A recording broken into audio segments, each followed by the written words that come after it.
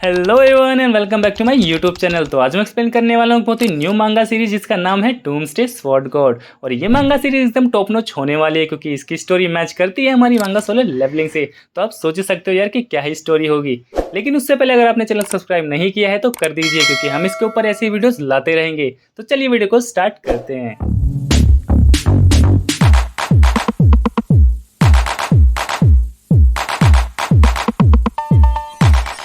तो chapter number 1 की starting में वो बताया जाता है कि कई सौ साल पहले धरती पर एक वायरस आ जाता है जिसकी वजह से इंसानों के अंदर कुछ न कुछ म्यूटेशंस हो जाती हैं और इंसान बदल जाते हैं डीमंस में। इन डीमंस को यहाँ पर बोला गया है म्यूटेंट्स। म्यूटेंट्स का काम होता है इंसानों को मारो और उनको अपने जैसा बना लो, उनको इन्फेक्ट करके। तो बेसिकली ये क्या करते थे, इंसानों को काट लेते थे और इंसान इनके जैसे बन जाते थे। और इसी के बीच हमको ऐसे इंसान भी बताए गए हैं जिन्होंने कई सारी पावर्स को अवेक किया था। ऐसे इंसानों को यहाँ पर बोला गया है अवेकनर्स। अवेकनर्स बहुत ही ज़्यादा रेयर होते थे क्योंकि कुछ ही इंसानों के पास पावर्स होती थी। तो ऐसे केसेस में एक ऑर्गेनाइजेशन हुई है जिसने अवेकनर्स को रिक्रूट किया था। उनको जॉब दिया था। इनको जॉब मिलता था कि आप जाके म्यूटेंट्स को मारो और इसके बदले इनको मिलते थे पैसे। तभी हमको सीन शिफ्ट करके बताया जाता है कि सन 2145 के अंदर कुछ ऐसा होता है जो बहुत ही अजीब होता है। सारे के सारे जो म्यूटेंट्स होते हैं वो सारे के सारे इकट्ठा हो जाते हैं और इंसानों पर हमला कर देते हैं। और इनसे लड़ने के लिए ऑर्गेनाइजेशन जो होती है वो कुछ अवेकनर्स को भेजती है और वो अवेकनर्स जो लो लेवल के होते हैं वो सारे सारे मारे जाते हैं। बहुत ज़्यादा नुकसान होता है, चारों तरफ तबाही तबाही हो जाती है।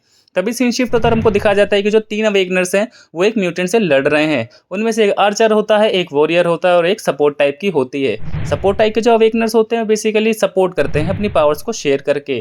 और मैं बता दूं दोस्तों, यहाँ पर अवेकनर्स के कुछ ना कुछ लेवल्स होते हैं। लेवल 1 से इनकी स्टार्टिंग होती है और गॉड लेवल तक ये जाते हैं। और इनकी कुछ ना कुछ कैटेगरीज भी होती है, जैसे कोई हीलर होता है, कोई मैजिशियन होता है और ऐसे सोन कैटेगरीज होती है।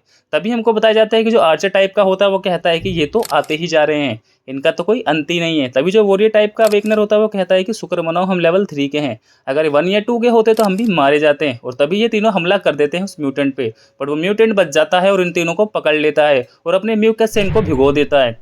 तभी जो आर्चर टाइप का होता है वो कहता है कि मैं अपनी पावर्स को इस्तेमाल नहीं कर पा रहा हूँ और वो फिर सपोर्ट टाइप के अवेकनर से बोलता है कि मुझे अपनी पावर्स दो। तो जो सपोर्ट टाइप के अवेकनर होते हैं वो कहते हैं कि मैं अपनी पावर शेयर नहीं कर सकती हूँ, मैं अपनी साइकिक पावर यूज ही नहीं कर पा रही हूँ इसके म्यूकस की वजह से। तभी वो तीनों नोटिस करते हैं, वो कहते हैं कि हाँ तुम सही कह रही हो, मैं भी अपनी पावर्स को फील नहीं कर पा रहा हूँ। और तभी वो तीनों सोचते हैं कि लगता है हम मर जाएंगे। तभी एंट्री हो जाती है हमारे मेन हीरो की, येनिंग।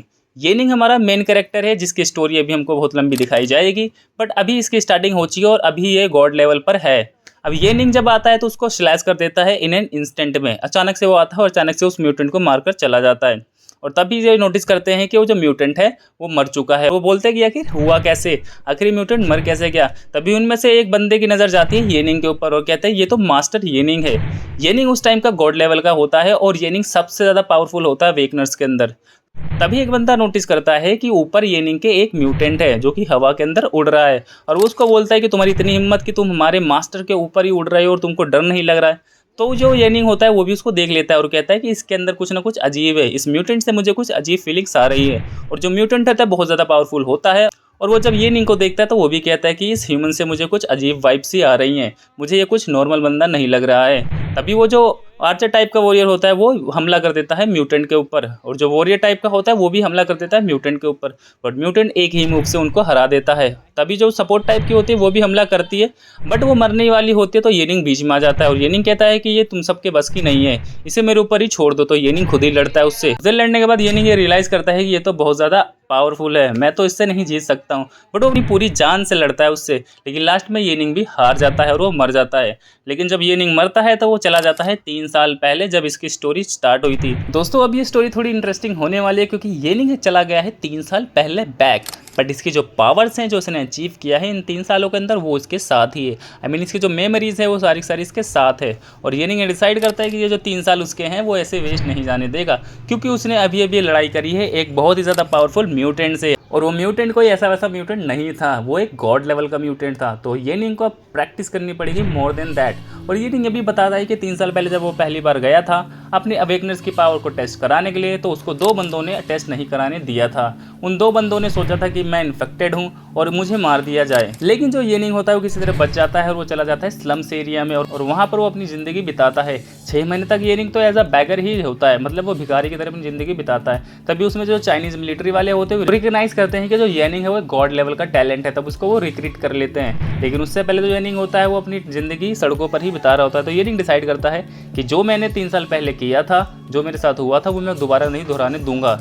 तभी वो जो 2 बंदे होते हैं येनिंग उनको मार देता है, उनको बेहोश वगैरह कर देता है और वहाँ से निकल जाता है। तभी जो बाकी के मेंबर्स होते हैं वो भी आ जाते हैं और येनिंग को बोलते हैं कि तुम क्या कर रहे हो। तो येनिंग डिसाइड करता है, सोचता है कि अगर मैं इस तरह चलता रहा तो मुझे ये टेस्ट कभी नहीं लेने देंगे। तो येनिंग क्या करता है, उनके लीडर को ही किडनैप कर लेता है और उनके लीडर को किडनैप करने के बाद वो सोचता है अगर मैं इसके लीडर को ही किडनैप कर लूँगा तो ये मुझे कभी भी हार्म नहीं करेंगे और ये मुझे टेस्ट देने देंगे। तो येनिंग उनसे साफ साफ बोल देता है कि मुझे मेरा टेस्ट देने दो, मुझे टेस्ट देने से मत रोको।